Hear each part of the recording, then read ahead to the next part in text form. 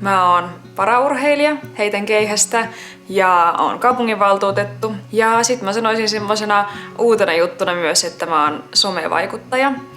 Jokainen meistä on yksilö ja erilainen, samanlainen tyyppi, niin sitä mä haluan näyttää ihmisille ja tehdä tutummaksi outoja uusia asioita. Mut sit näistä apuvälineistä ja mun vammoista, mitkä mä oon 11 vuotta sitten auto-onnettomuudessa saanut. No ihan ykkösjuttu mulla on tietenkin, että mulla on pyörätuoli käytössä. Tää on kevyin, mitä Suomeen varmasti voi saada, että tää on niinku siitä ihan erityinen tää mun tuoli tällä hetkellä. No se keveys merkkaa mulle tosi paljon, että tää painaa jonkun 4,4 kiloa suurin piirtein kaikkinensa. Merkkaa tosi paljon, niin mun olkapäät ei väsy siinä, kun mä menen autoon tai tuun autosta pois ja mä saatan tehdä sen yksi päiväkin laskea 14 kertaa päivän aikana kasasin tai purin tuolin. Että se olisi tosi paljon, jos olisi raskas tuoli, niin olkapäille sitten lisää rasitetta.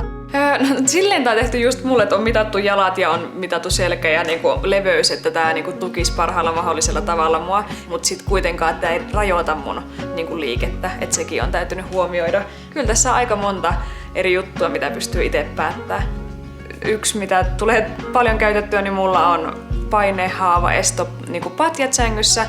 Mä nukun tosi paljon ja mä nukun siinä yhdessä asennossa. Ja varmaan moni muukin niin kun halvaantunut varsinkin niin nukkuu yhdessä kahdessa asennossa. Ei hirveästi varmaan kääntyile yön aikana. Ei tarvi olla peloissaan siitä, että herääkö aamulla jalka rikkinäisenä. Koska se on pitkä prosessi sitten, jos niitä haavoja pääsee syntymään. Mitäs mä sit käytän? No se on se mun heittotuoli urheilussa toki.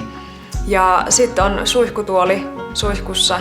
Multa itse asiassa, kun mä oon puhunut just siellä Instassa apuvälineistä, niin kysytäänkin vielä, että onko jotain apuvälineitä, mitä mä kaipaisin arkeen. Ja sit mä että mulla on niin kuin tosi hyvin, että mä pystyn olemaan täysin itsenäinen näiden apuvälineiden kanssa. Ja en oikein tiedä, mitä mä kaipaisin. Ja kyllä mä sanon, että mä oon hyvin tyytyväinen ja onnellinen ihminen tässä elämässä.